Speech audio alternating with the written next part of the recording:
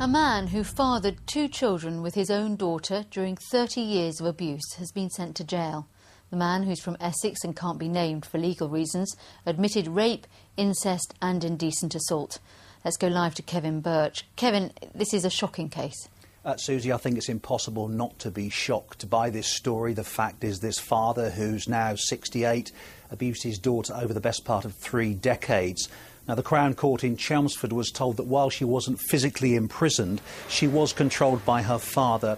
She had 2 children by him. They're now teenagers, and the crimes came to light when the victim, who's now 45, spoke to a friend who persuaded her to go to the police. Now, the father admitted these offences and was sentenced to 12 years in prison. And have we had any reaction from the victim? Yes, we have. In fact, she hopes that her story may offer hope to other victims who are suffering violence or abuse. She says in a statement, "Our journey as a family has been a long and arduous one. My children and I have suffered greatly. The trauma will affect our everyday lives for a long time. The police," she says, "have been amazingly supportive, and I hope that one more life is changed from my ordeal." I guess it goes without saying, but an incredibly sensitive case for the police to handle. Absolutely, very delicate, a painstaking investigation for them. Detectives have praised the woman's courage, adding it's been a real struggle for the victim. At times, she thought she would not go through with the court case, but she's pleased that she has, and this sentence means she's now got a life ahead of her. Previously, she lived in fear. From Ipswich, back to you in the studio. Kevin, thank you very much. The police say they have made a number of arrests following a spate of attacks on a school at Rayleigh in Essex. The damage will cost thousands of pounds to repair. Windows have been broken at St Nicholas Primary and doors and lights damaged in 7 separate attacks. Bus drivers in Essex will go on strike on Monday over a decision to freeze their pay. The action will affect tens of thousands of commuters. Felicity Simper is at the bus station in Chelmsford now. Felicity.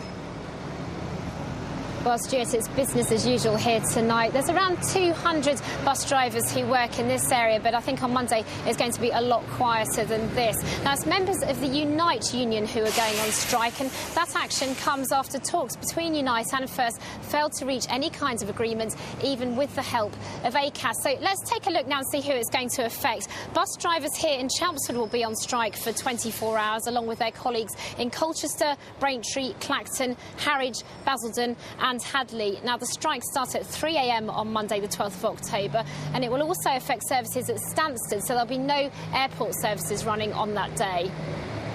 So what's the union said?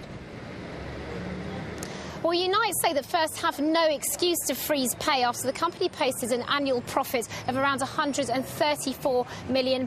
They claim that First's decision to impose a 0% pay deal is just based on greed. In a statement, they've said to us, workers are already struggling in the recession to support their families. They need support from their employer, and this insulting pay offer is simply not acceptable. But First say that because of the current economic climate, they can't meet the union's demands. They've said they're very disappointed at this strike action, and in a statement have told us that they're not asking for pay cuts or even job cuts, only that our drivers continue to work for the same hourly rate as they did last year. Now, subsequent walkouts are planned for Monday the 26th of October, the 9th of November and Monday the 23rd of November, but both sides have said that they're willing to talk to try and resolve this dispute.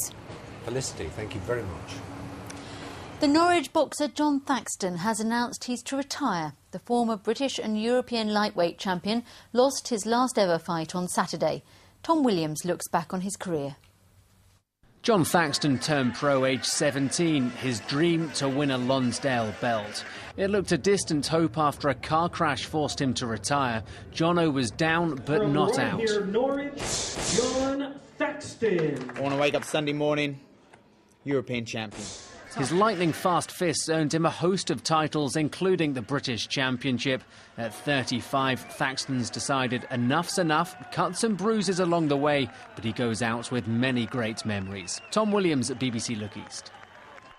40 jobs are set to go at a site run by Tarmac. The construction company took over the concrete flooring plant near Brandon in Suffolk earlier this year, but it says it's struggled in difficult trading conditions. The site's due to close at the end of the month. Staff are being consulted. 4 weeks ago, Matt Pike from Ipswich set off on a round-the-world yacht race. He's the captain in charge of a crew of amateur sailors. They set off from Hull and are travelling across the Atlantic to Rio de Janeiro in Brazil. The good news is they've nearly made it to the equator. The bad news, they're currently in last place. Alison Harper is on board.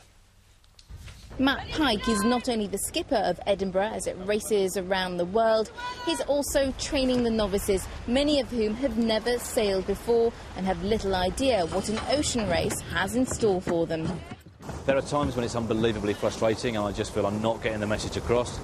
There are times when they surprise you because they just go leaps and bounds ahead, and that's a really, really nice feeling. It hasn't been an easy few weeks. There were unexpected calms in the Bay of Biscay, kit has broken and the crew has had to learn to deal with the setbacks, while Matt also has to keep them competitive. We had a pretty slow start to this race, but now the attitude on the boat is people are queuing up to get on the helm to try and beat the speed records.